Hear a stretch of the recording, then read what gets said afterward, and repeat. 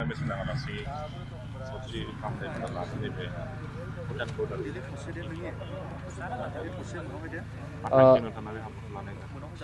जिब्रै नं चिरांदुवार block committee इउपिपिएलनि सिङाव थानाय जोंनि बे 2 नं खाग्राबारि बे गामिनि गेवलां गेलेग्रा फोथार बे फोथारावहाय दिनैहाय जोङो जोंनि बेसेन नाङालासे सावस्रि जे जोंहा फाहामथाय बादा जों बे हाबाफारिखौ जोंहा बङाइगावआव थानाय जोंनि Narmada international hospital and research centre बिथांमोननि मददजों आरो जोंनि 14 नं चिरांदुवार ब्लक कमिटि इउपिपिएलनि बेबादि मददजों जों दिनैहाय सानसेनि हाबाफारि लानानै मोनसे बे हाबाफारिखौ जों खुंदों आरो बे हाबाफारियाव जोंहा बे Narmada international hospital and research सेन्टारनिफ्राय जोंहा गोबां डक्टर बिथांमोना निश्चय बाहाय नुजाफैनो हादों आरो बिथांमोननि गेजेरजों निश्चय जोङो नैबे बेसेन नाङालासे जे सावस्रि बादा जे हाबाफारि बेखौ जोङो मोजाङै जाफुंसार खालामनो हागोन जों बेखौ मिजिं खालामदों आरो जों बेबायदिनो गुबुन गुबुन जायगायावबो बेबादि बेसेन नाङालासे सावस्रि बादा जोंनि हाबाफारि बे हाबाफारिखौ जोङो लालांनो सिगांदों आं दिनैहाय नैबे हाबाफारिनि गेजेरजों रायजो राजाफोरनि बेखौनो खावलायनो लुबैदों जे जोंहा गामि ओनसोलाव थानाय रायजो राजाफ्रा गोबां रांखान्थिनि आंखालाव जोङो गुबुन गुबुन हस्पिटालफ्राव थांनानै जों बेबायदि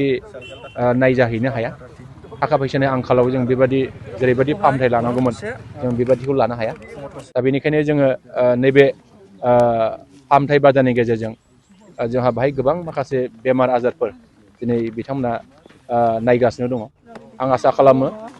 जोंनि गोरिब गुन्द्रा रायजो राजाफ्रा बेनि गेजेरजों एसेब्लाबो सहाय मोनगोन मदद मोनगोन आं बेखौ मिजिं खालामो आरो आङो रायजो राजाफोरखौ बेखौनो खावलायगोन जे बेमार आजारफोरनिफ्राय बारग'नो थाखाय जोङो निस्सय जानायनि जे आदार बे आदारखौबो जोङो जोथोनै जोङो जानांगोन मोजाङै जों जानांगोन जेसेबां जायो बेबादि जायोबा निस्सय जोंहा बिपद जागोन दा बेखायनो जोंहा मोनसे बाथ्रा दं एसेल' जानोबा बुरजा जानोबा एसेल' जा बे बाथ्राखौ निस्सय जों एसे गोसोआव लानांगोन आरो फैबाय थानाय समाव गावखौ जाहाथे मोजाङै जोथोन लानानै गावनि जिउखौ जाहाथे दैदेनलांनो थाखाय बयबो नाजागोन आं बेखौ खावलायो रायजो राजाफोरनो मुलि दिनैहाय नैबे बेसेन नाङालासे सावस्रि बादा फाहामथाय बादा दा बेनि गेजेरजों जोंहा गोबां जोंनि गोरिब गुन्द्रा रायजो राजाफ्रा बाहाय फैनानै निस्सय नायजाफैदों आरो बे नायनायाव मोननाय बेमारफोरखौ फाहामनायनि थाखाय जोंहा बिथांमोननिफ्राय माखासे मुलिफोर निस्सय बिथांमोना हरदों आङो खोब मोजां मोनदों आरो बेनि गेजेरजों निस्सय जोंनि बेमाराव गोग्लैनाय जे सुबुंफ्रा